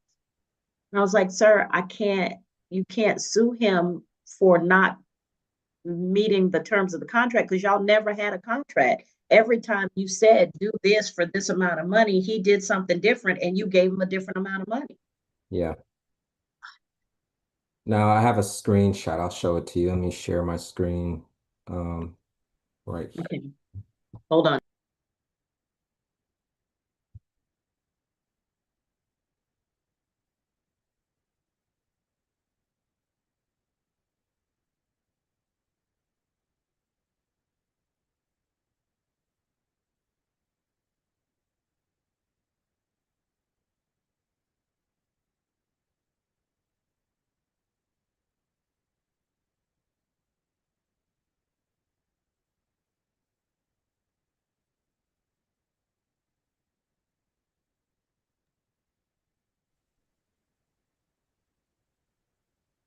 I thought my doctor was calling.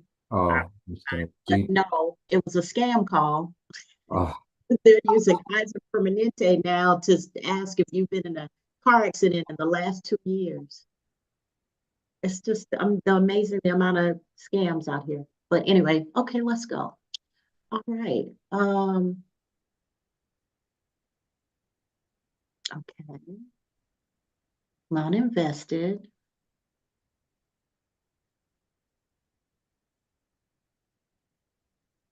I'm sorry, Your Honor. So it looks like vehicle purchases, but I later found out it was luxury vehicles that were supposed to be being purchased. So Sean Doe is not that's an actual person. That's an actual person, correct. Okay, because I thought it was like the last case I had, judge thought the same thing, but this is an actual person. All right. Okay. And this is the total contract. This is the total contract. Yes, Your Honor. And it seems mutual in as much as either party can end the contract with with 30 days notice.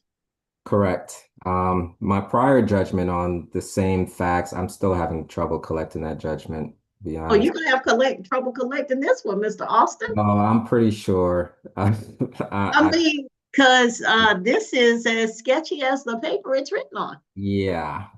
Yep. I Well, understand. what damages are owed to Mr. Kamara and Jola? I calculated up until April of this year. It's a total of minus the amounts that they've given, the 36,000 that they've given, it's a total of $512,000. Now, to be honest, if they were never mind, I'm not going to speak to what they could have done to limit damages here. But to date, they haven't given back the investment amount or anything. Okay, well, at the point that they breached, which I guess would have been March. Correct. So from March forward, this is the amount owed for the end of the contract, I guess. Well, yes. Well, to the end of when I filed my motion for default judgment. That's to the point where I stopped calculating, which was April of this year. But it's June. Not sure if we can add that extra May and June. Which would bring it up to Another 24.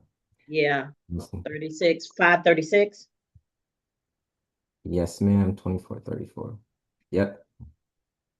All right. Sometimes numbers are just numbers, Mr. Austin. So asking for on behalf of your clients, 536,000. Any other fees or associated costs? No. I already know they don't have it. But All right, so I'm going to go ahead and grant you, based on this contract, $536,000. All right. And you can go ahead, if you haven't sent over an order, send one. And how much are you charging for the business law class that you're giving to Mr. Kamara and Jala? You don't have. Is it included in the retainer? I'm just asking. yeah, yeah. I I have talks with with clients all the time about stuff like this. Mr. Austin, I'm clear. I used to practice business law, and let me just tell you, everybody thinks they can do a contract. Everybody thinks they can do what we do. And I always tell people it is better to ask the questions, talk to an attorney, even if he's charging you a consulting fee, sit down and pay it. It is cheaper on the front end than to have us fix it on the back end. And they don't need us on the front end, but they sure will come running when it's back end. Yes, yes. You were speaking to the choir. I have a case where a young man signed an agreement and gave away 80% of his company. Yeah. Because, let me just put it this way. I used to represent at one point professional athletes. So go ahead. Take it from there. Yeah. Yeah. So you understand. I do. All right. All right, sir. We'll go ahead and get that order out to you. Okay. Thank you, Your Honor. May I be excused? Yes, you may. Thank you. you. Pleasure meeting you, Mr. Austin. You too. Have a good day. Devontae June Taylor and Denise Eli Tuckenberry versus Michael Corday McKinney. Yes. All right, so Mr. McKinney is not present. I see a Miss Bagwell. Miss Bagwell, are you here for this hearing? No, Your Honor, I'm not. I'm a summer associate. I was just observing for educational purposes. I hope it's been educational. It has, Your Honor. Thank you. Welcome. All right. Thank you. So, Mr. and Mrs. Mr. I guess Taylor, Ms. Tuckenberry, you are here for alleging that there was some sort of fraud. Yes. Okay, hold on.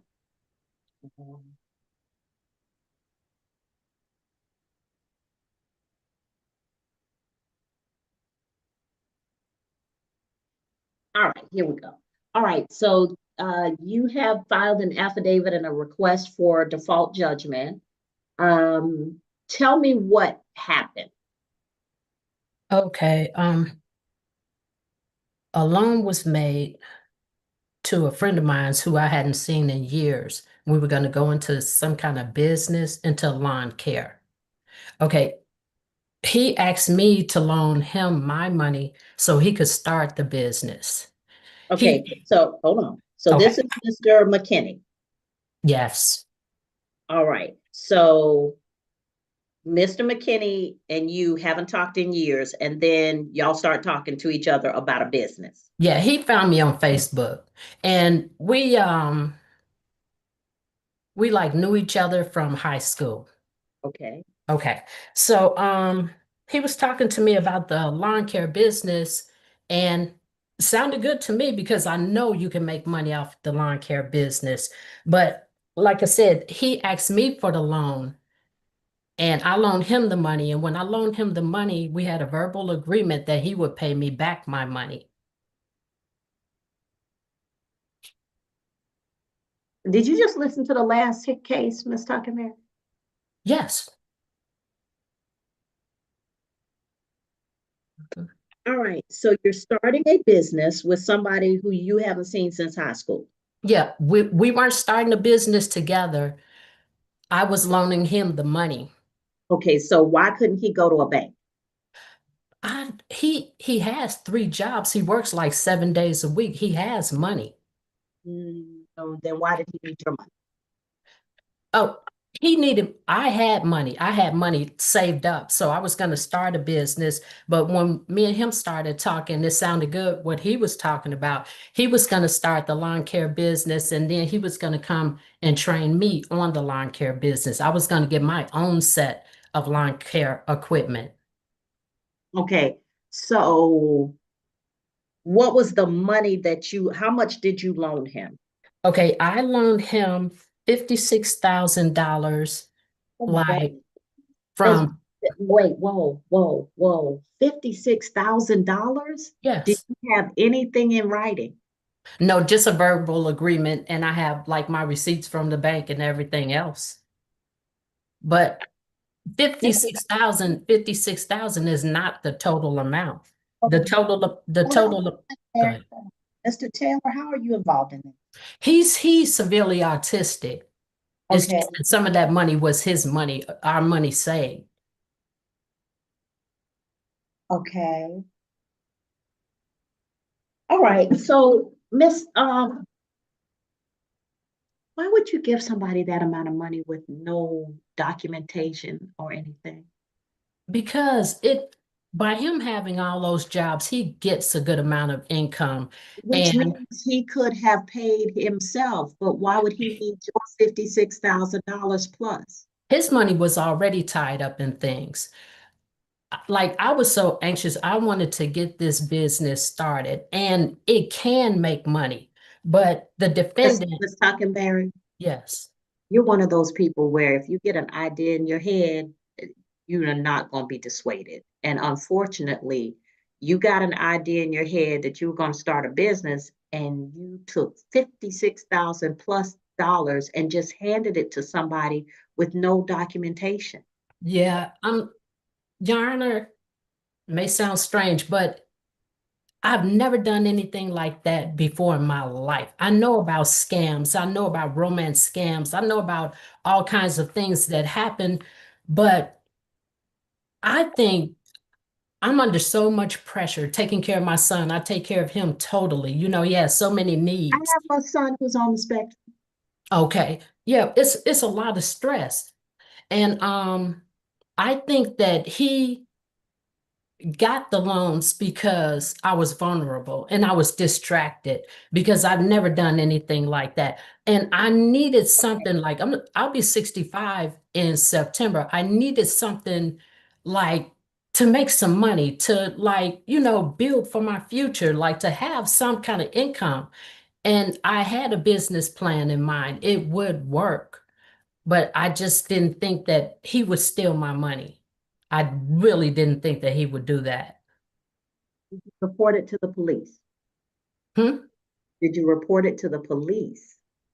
Did I just set up, this case? Okay.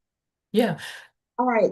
So you said that he came to you and asked for a loan. What were the terms of the loan? Okay. He got the loans and he was supposed to pay me back June the 10th, 2024. Everything, every penny. But And how much did he get from you? oh, totally he got like $65,750. And this is why it jumped from the $56,000. I sent him a wire transfer of $9,000 from Wells Fargo Bank to Fifth Third Bank, his bank. Fifth Third stole the $9,000. Ma'am, banks don't steal money. Okay. Well, they held it. I'll say it like that. Who told you that? I have been in contact with Wells Fargo and Fifth Third for like 7 months trying to get my money back from them. Whatever they did with it, it was in their system. You sent it to whom? I sent it to the defendant.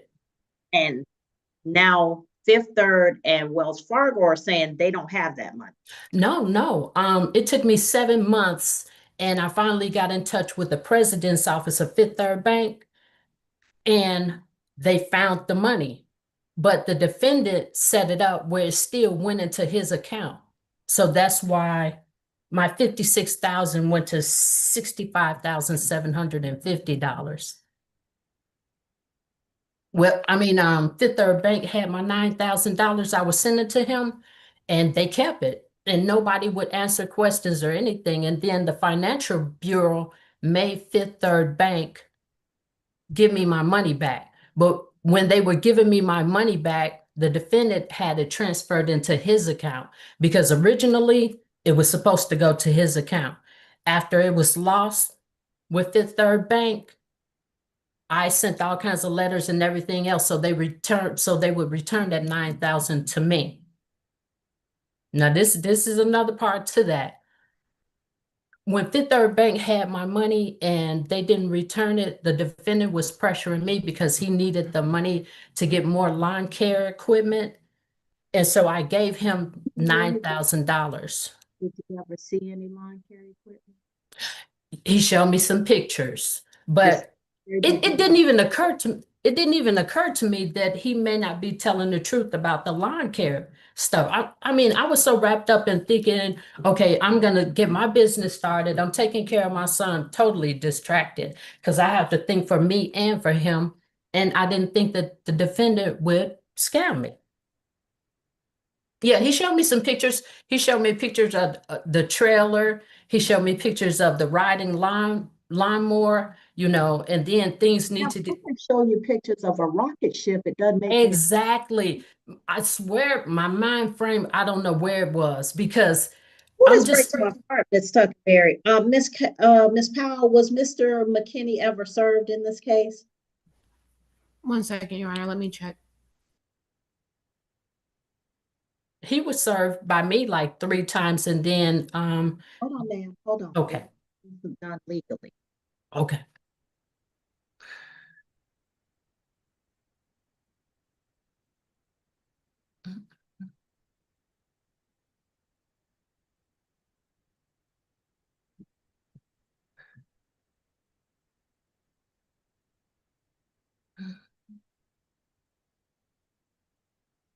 Your Honor. Yes, ma'am. He was served, like I said, by me, and I turned those papers into you all, into the court, and they're filed. And then Miss Kiera sent them one last week. So the affidavit of service the date for that is March 26th. Okay, and who was he served by? Certificate of service. I'm sorry, the certificate of service was March 26th. The affidavit of service was filed on April 14th. And then we did send service as well for the real nice side. Okay, when I said who was he served by, so the original complaint was served by the sheriff's office? Yes, ma'am. I'm looking into it to double check, but I believe so. Yeah, did he file an answer of any kind? He has not. He has not responded to the case at all. Okay. All right. So the court is going to grant you the amount of $73,960. That's $65,700 in principal, $4,000 in attorney's fee. Well, no, you don't have an attorney, so I can't give you attorney's fees. Yeah. $537 in court costs, and you're asking for prejudgment interest. And I'll go ahead and grant you whatever prejudgment interest you're entitled to. Okay. All right. Now, Miss Tuckerberry, listen Yes. carefully. I don't understand why people don't understand this. But you don't ever give anybody money on just a say so. Yeah. You don't ever exchange money for anything that doesn't have paper backup with it.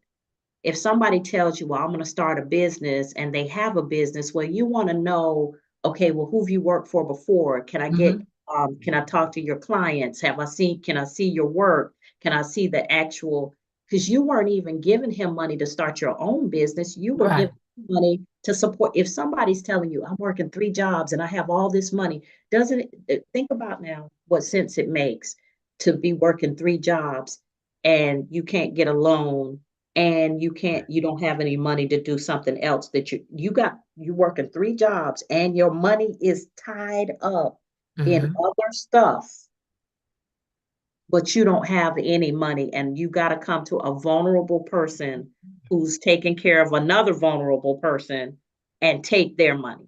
Yeah. All my life, I've seen all kinds of scams and everything else. I didn't think I was in one. People get excited when folks start talking. I've seen it so many times. Well, we're going to start a business and we're going to do this. And they get that hype language. Yeah. But they never see profit and loss statements. They never see tax returns from his current business. They never see anything in writing that says, I have successfully started a business and I am going to use the money in the right way. Everything he showed you, he could have gotten off the internet. Yep. Yeah. And I didn't think that all the way until the part where he told me, well, I think we should just like separate and all of this kind of stuff. And I'm like, what about the lawn care? It never entered my mind for this person that he would do this. It just never. And the pictures, you know what I'm saying? I saw the pictures. Okay. So, ma'am, I'm going to give you the judgment. I don't know that you're going to be able to collect it, but if I were you, I would get an attorney to help you collect. Okay. Because you're not going to be able to navigate what it takes by yourself. Right. Your Honor. But number 2. Okay. This sounds like a classic romance scam or fraud. So you may want to report it to the police. I know sometimes people get embarrassed, but he may be doing this to other people. Okay. If I were you, I'd file a police report. So just go down to the police station or call the non-emergency number. Because he not only defrauded you, he defrauded your son. Your son has a disability, so he's taking money from a vulnerable person. Yes. That's somebody we need to get off the street. Okay. Those numbers that you quoted to me, can you quote them to me again? It'll be in the order. Okay, thank you. A copy of the order, but yeah, you're not entitled to attorney's fees. Okay. But like I said, collecting money is hard. So you may wish to get you an attorney, because if he's doing things that are fraudulent, that money ain't gonna be easy to find, and he's not gonna willingly give it back. Okay. All right, but Ms. Tuckenberry, please, like think critically about stuff. He may be talking sweet in your ear, but think about the fact that why would a man who is so successful need your money? Right, right. Absolutely. Absolutely. All right, so we'll get the order out to you. Okay, thank you so much, Your Honor. Welcome. All right.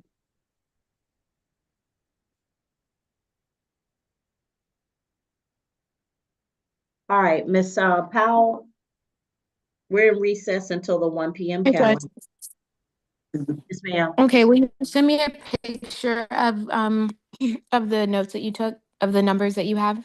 I have the affidavit, so $65,700, Wait, you're $537. pulling the numbers directly from the affidavit? Yeah.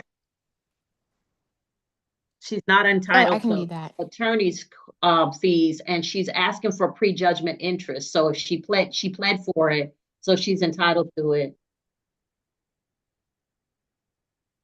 Okay. All right. Okay, see you soon.